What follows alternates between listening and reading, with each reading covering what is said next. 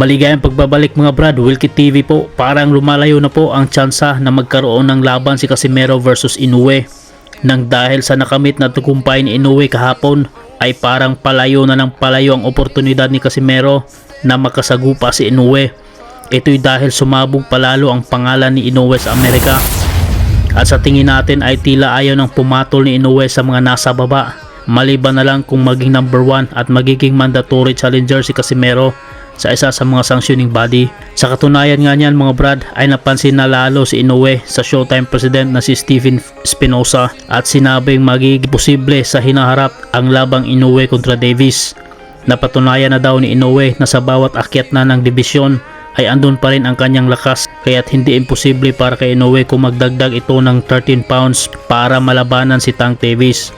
Kagaya daw kay Pacquiao dati nung umakyat ito sa welterweight division upang kalabanin si Golden Boy De La Hoya, at ang akala ng lahat ay isang napakalaking mismatch si Pacquiao, pero kabaliktaran pala ang nangyayari.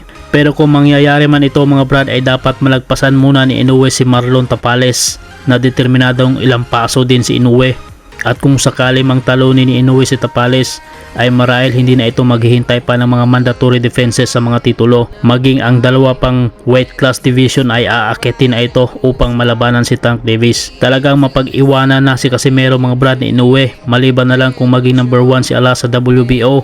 Kung sakaling mabigyan siya ng laban either kay Alim or Goodman, kaya dapat insayuing mabuti ni Alas ang kanyang bilis at depensa para hindi ito matulad sa mga nilapa ni Inoue.